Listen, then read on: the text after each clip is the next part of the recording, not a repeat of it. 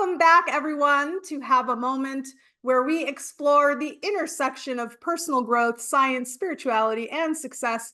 I am your host, Anahata Holly Hallowell. I'm the founder of the Flow State Technique. And if you're just joining us, I highly recommend going back to listen to part one of this incredible conversation. You're not going to want to miss the powerful insights and inspiring story that we've shared so far. We have been speaking with Lynda Barrus, and she's a remarkable woman. She has been on this journey spanning 15, 20, well, probably her whole life now that I know she's had 8 NDEs, multiple life-altering challenges, and she has just been faced with, it's just, this woman, her resilience is extraordinary.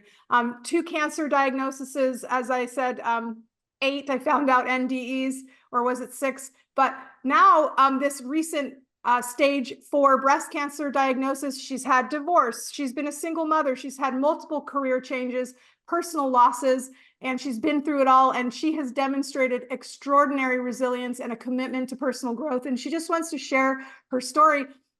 In part 1, go back and listen to that. We were just getting to the good stuff. Well, it was all good, but I'll catch you up. She was diagnosed in 2008 with cancer, breast cancer, and then she had a series of challenges, divorce, single motherhood, losing her home, and then she just kept going. And her personal transformation has been amazing. She's been nurturing her mind, body, spirit. She started this new beautiful business during the pandemic, only to have a car accident in 2021, which really opened the door for her to recalibrate her mindset, because it triggered a bunch of things that she needed to deal with on a profound level. And so we're coming back into the story. First of all, Lynda, thank you so much for joining us for part 2. Let's jump right in and tell us about what spurred this solo journey in 2023 and the insights that you gained about yourself. Yeah, absolutely. So the car accident in December 21 led me to this healing journey. It gave me opportunities to see a spiritual chiropractor and other opportunities to connect and reconnect with who I am. And it took me 2022, and then within 2023, I had a near-death drowning. Fell off that's a whole nother story.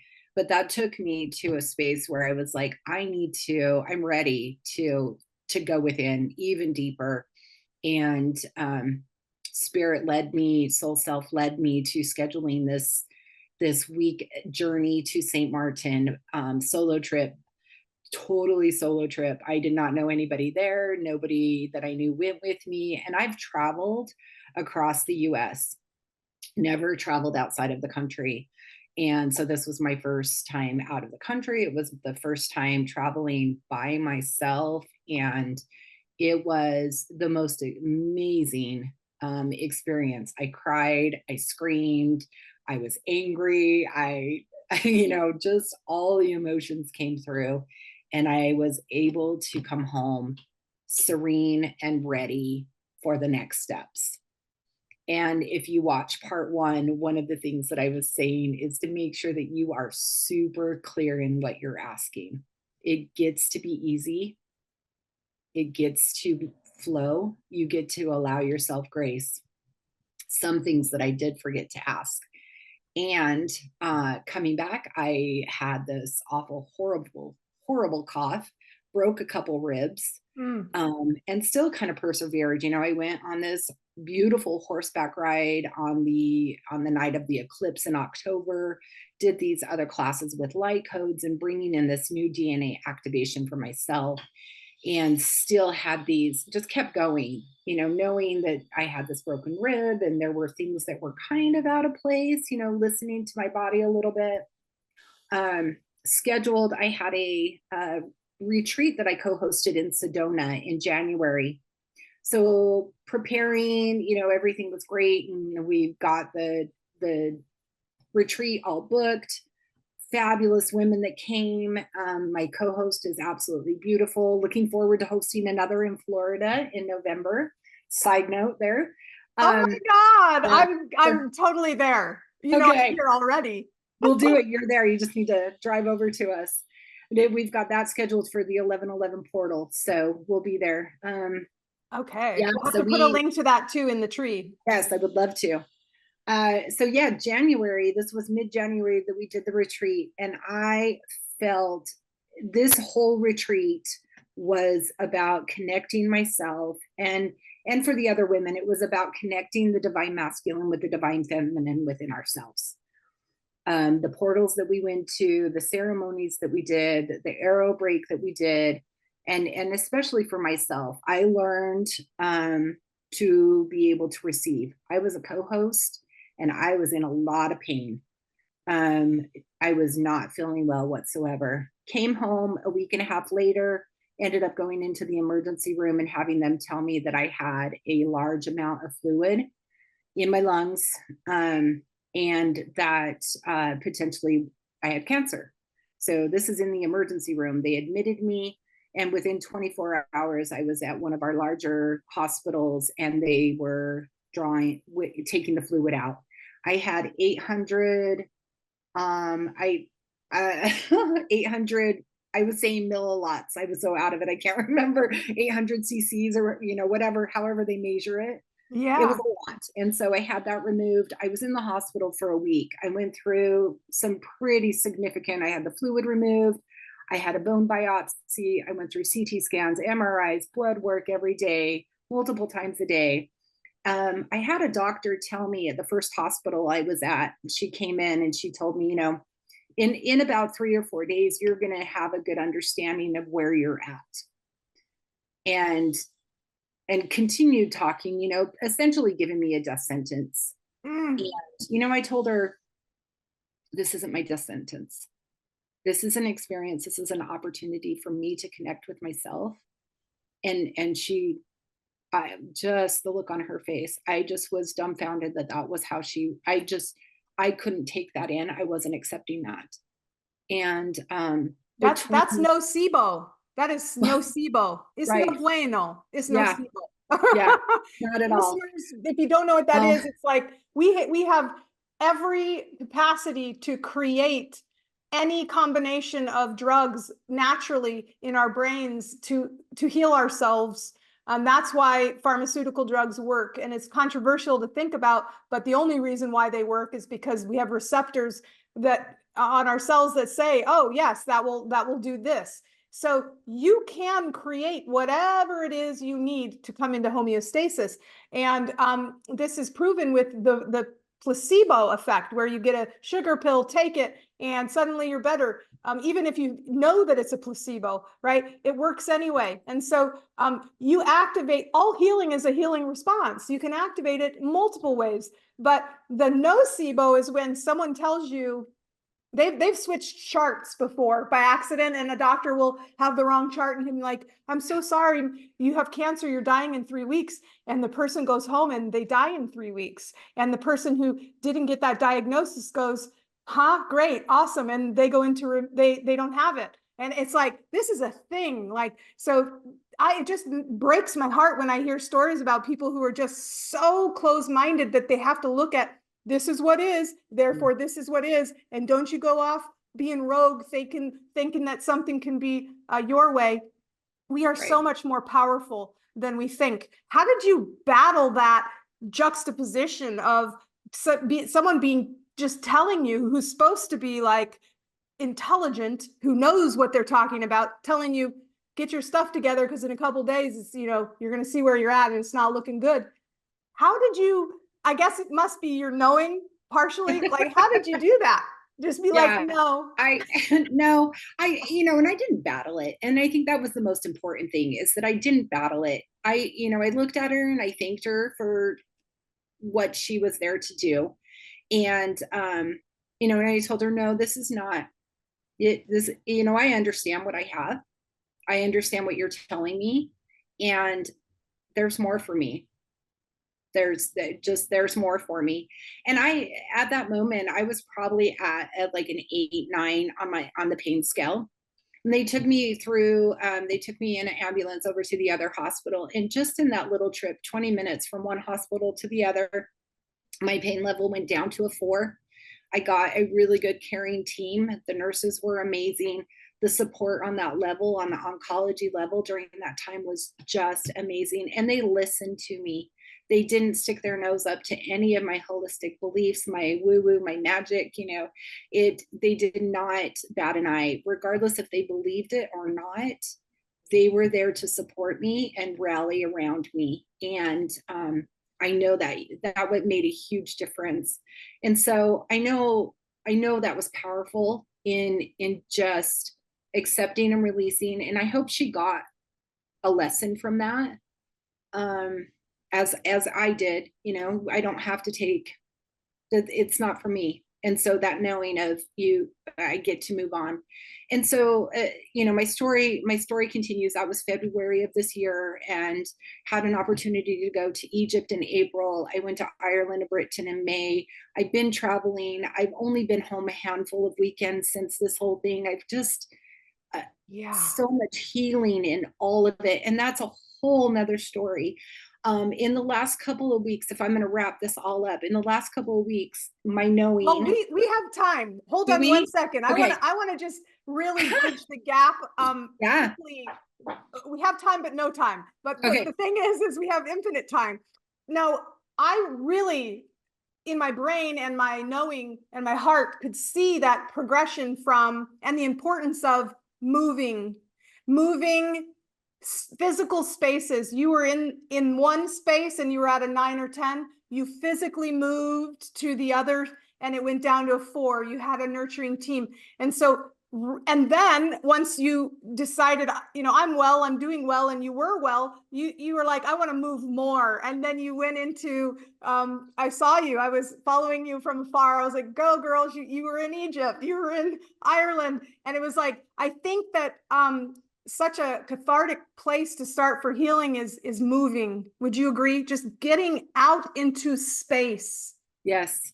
It allows our body. That is one thing that I have found over my whole experience, probably going back to childhood, is moving. And moving gets you in that mindset, that space, not necessarily a mindset, but it allows us to get into that space of everything and nothing. It allows that detachment of the human physicalness and our spiritual, who we are, our DNA, our energetic field, whatever you call that. It allows us to get into that space. What holds us back is those physical things that our body, our humanness feels, right? That's what holds us down. That's what holds us back. And so when we can get into that space through movement, no matter what that is, if that's you getting up and walking up and down the stairs, or if it's getting up and moving from one room to another, that's another thing during this whole experience. I'm not working. I left my job. I haven't been back since February. And I get to move. There is no time. My time ticker it's not there anymore. And so I can find myself sitting on the couch. I can find myself walking. I can find myself wandering in this nothingness. And I have to use timers to bring me back, right? Like, okay, you get to pull out. You don't need to sit in this all day. But that movement has allowed me in any medical diagnosis, autoimmune, fibro, chronic pain, the movement and finding that balance of what allows you to get into that space to bring your body back to homeostasis. Absolutely. And I also consider that space of wholeness to be this intersection of the things that bring value to your life, the things that you can contribute, your passions, skills, all of that. And I call it your genius zone. And so It's so great to hear you say that you don't work anymore, but you do because but it maybe is just like a hobby because you have a healing business. And aren't you a travel advisor now as well? Yes. So yeah, if I restate that, and I do need to reframe that, I am not going and punching a clock for anybody. It's Uh-huh. my own stuff. I get to do that. And yeah, I have been guided to become a travel advisor, working on some intuitive travel by design. So I'm using human design to support you in your travels, and super fun. I've been playing around with some blueprints on that over the last couple of weeks, and creating. I've got a women's support group that is it. The name of the group is Chronic Healers. So we come together, we support one another. It's about getting into that homeostasis by movement, by travel. Come with me and let's go to your place, wherever that might be, is if it's in your hometown, if it's across the country, if it's out of the country, wherever that is. Come and explore with me. Let's go and let's get you into your space that is going to get you in alignment with your healing and back to who you are. I love it. And are you working with everyone or just people who have chronic issues they're looking to liberate? Because I found that you can get to this place of need either through a tower moment, such as, a chronic issue where your body's like, hello, or Yes. you can just go, actually, I'm ready to level up. So I assume you service both. Yes. Yeah. Chronic healers obviously is for women that have chronic ailments that are interfering with quality of life. But as far as I'm open to supporting everybody and anybody that is ready to take that step.